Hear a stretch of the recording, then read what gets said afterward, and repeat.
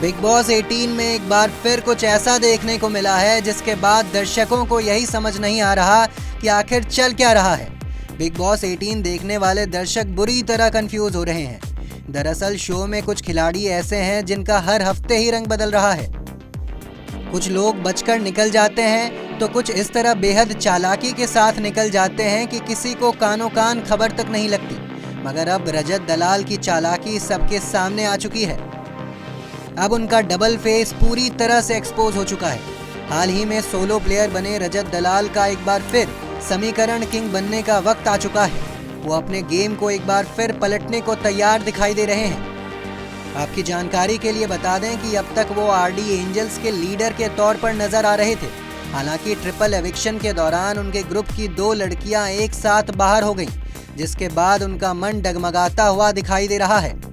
ऐसा लग रहा है कि यामिनी मल्होत्रा और एडिन रोज के बेघर हो जाने के बाद रजत दलाल अब बुरी तरह छटपटा रहे हैं। रजत दलाल के एक्शंस खुद इस बात को बयां कर रहे हैं कि अब वो एक बार फिर पलटू मास्टर बन गए हैं। पहले तो रजत दलाल ईशा सिंह के पास बैठकर गेम प्लान बनाने के साथ साजिश रचते हुए नजर आए। जब ईशा उनके चंगुल में नहीं फंसी तो रजत ने अपनी उंगली टेढ़ी करते हुए अपना मुंह बदल दिया। अब तक वो जिस करणवीर मेहरा के खिलाफ दिखाई दे रहे थे, अब वो उन्हीं की पार्टी में घुसते दिख रहे हैं। बीती रात ये साफ तौर पर देखा गया कि रजत दलाल किस तरह चुमदरांग, शिल्पा शिरोडकर और करणवीर मेहरा के साथ प्यार से बातें कर रहे थे। ये सीन अपने आप में ही बहुत कुछ बयां कर रहा था। यहाँ दिलचस्प बात यह है कि वो इन तीनों के साथ अपनी पर्सनल लाइफ की बातें भी शेयर कर रहे थे। ये देखकर ऑडियंस भी शॉक्ड रह गई, जिसकी वजह थी उस वक्त रजत को अपने ग्रुप के साथ होना चाहिए था, मगर उस समय वो इन तीनों के साथ मौजूद थे। यही कारण था कि बिग बॉस देखने वाली जनता पूरी तरह हैरान रह गई।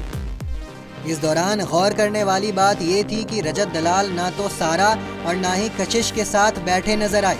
सिक्के का एक पहलू ये भी हो सकता है कि अब तक रजत भांप चुके हैं कि सारा और कशिश काफ़ी कमज़ोर प्लेयर्स हैं और अब उनके साथ खड़े होकर कोई ख़ास फ़ायदा नहीं होने वाला है।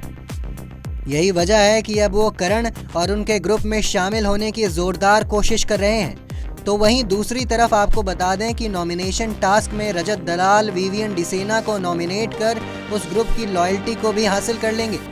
साथ ही साथ एक बार फिर रजत अपने डबल फेस्ड होने का सबूत दे देंगे। बहरहाल देखना दिलचस्प होगा कि आने वाले समय में रजत दलाल के लिए ऑडियंस किस तरह का नज़रिया रखती है। देश दुनिया की तमाम खबरों के लिए देखते रहें punjabkesari.com। साथ ही कमेंट सेक्शन में अपनी राय ज़रूर दें।